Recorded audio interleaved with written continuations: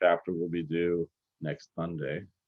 This section is about inverse functions. We'll be seeing that. That's pretty important. We'll definitely see it when we get to logarithms because that's an inverse of an exponential. Given a function, we call its inverse this thing, f inverse of x. I'm not really happy with this notation because it makes it look like it's the reciprocal of f, which it's not, at least not in general. But all right, f inverse undoes what f does. So f inverse of f of x is x. F of f inverse of x is x. So whatever, so given x, whatever f takes it to, f inverse takes it right back, and vice versa. Another way to say it is that y is f inverse of f, if and only if f of y equals x. So basically, you start with the equation f of y equals x, solve for y, and that's the inverse function. So for example, if f consists of adding 7, the inverse is the opposite operation, subtracting 7. If g of x doubles a number, g inverse halves the number. If h of x takes the cube of a number, h inverse of x is the cube root of the number. So, and you'll notice a certain similarity of those graphs. If this is a graph of y equals x plus 7, that's inverse graphs like this. And it's symmetrical around this diagonal line. This is the graph of y equals 2x, and this is the graph of y equals x minus 2. And again, these graphs are symmetrical around the diagonal. And if this here is the graph of x cubed, then this S-shaped graph is the graph of the cube root of x.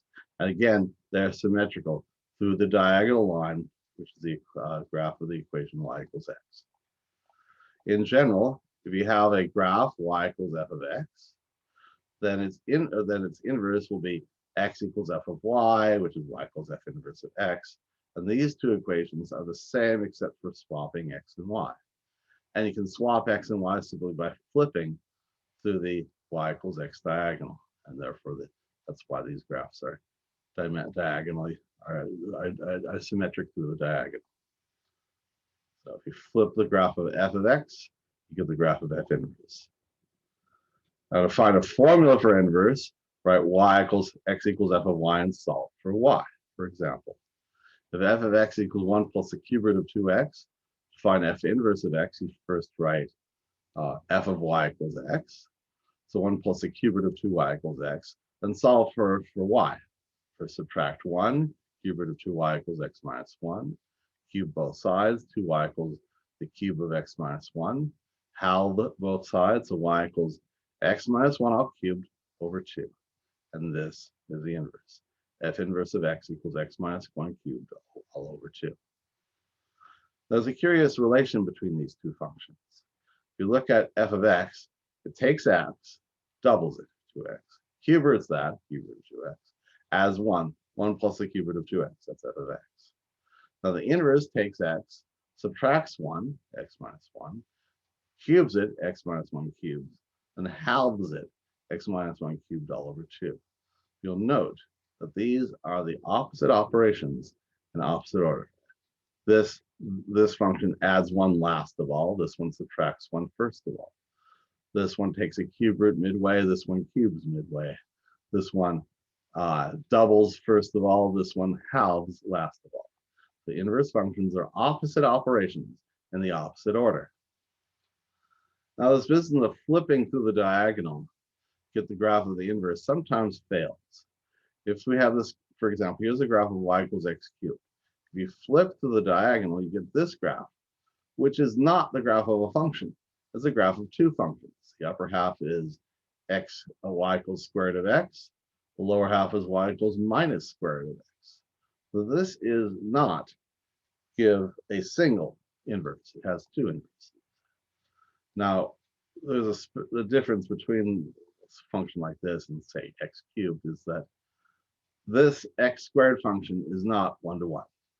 It doesn't send different numbers to different places. Sometimes it sends the same two different numbers to the same place.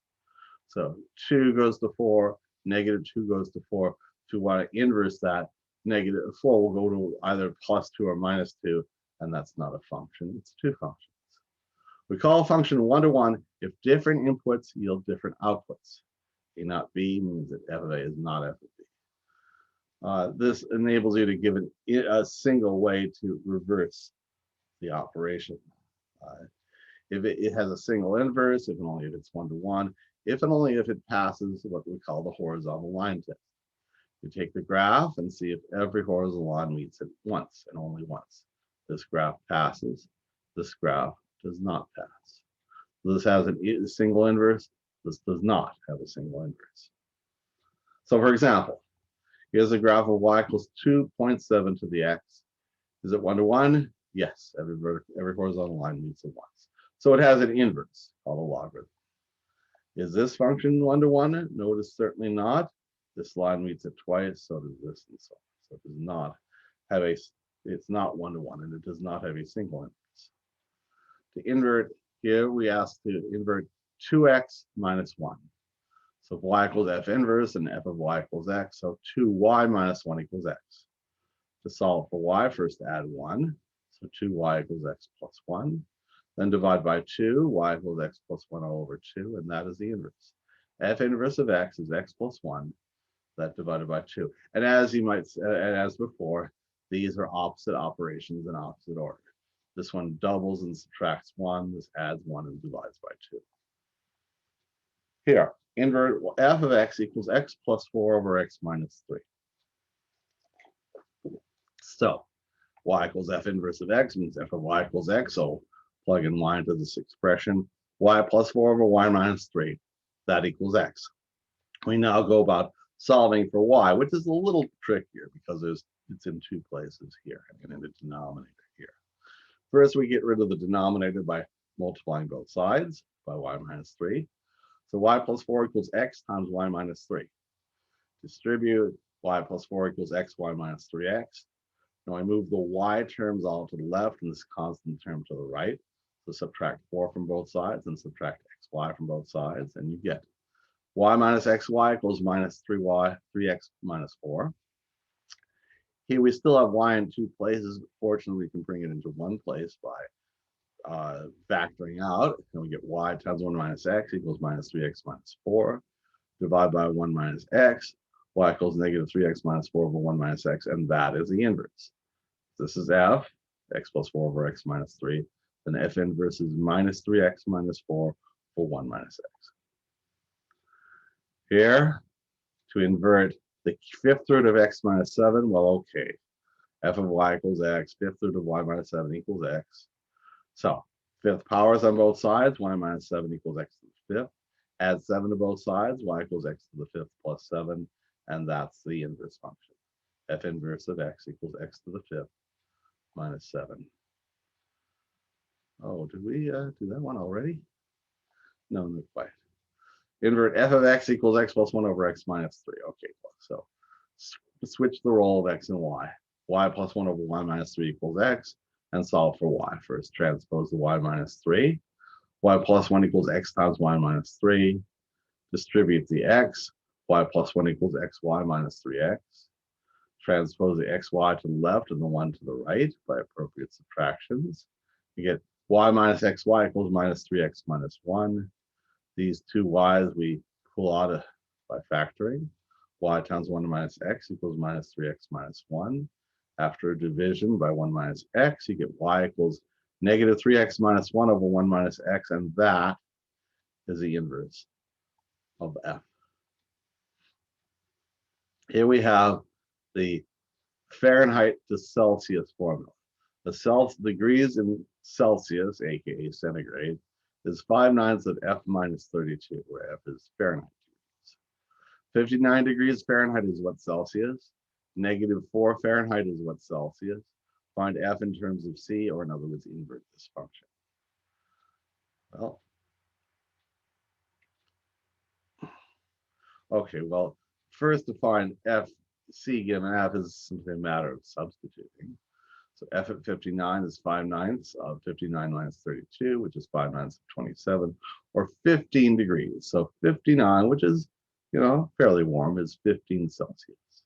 -4 Fahrenheit, below freezing, is 5/9 times -4 minus 32 is -20 Celsius. 2. Then to invert the function, If c equals 5/9 of f minus 32, let's distribute, multiply both sides by 9/5. I get 9/5 c equals f minus 32. Add 32, get f equals 9/5 c plus 32. That's Fahrenheit degrees. That's to graph this inverse of this function like this. You flip it to the diagonal, you get something like that. Okay.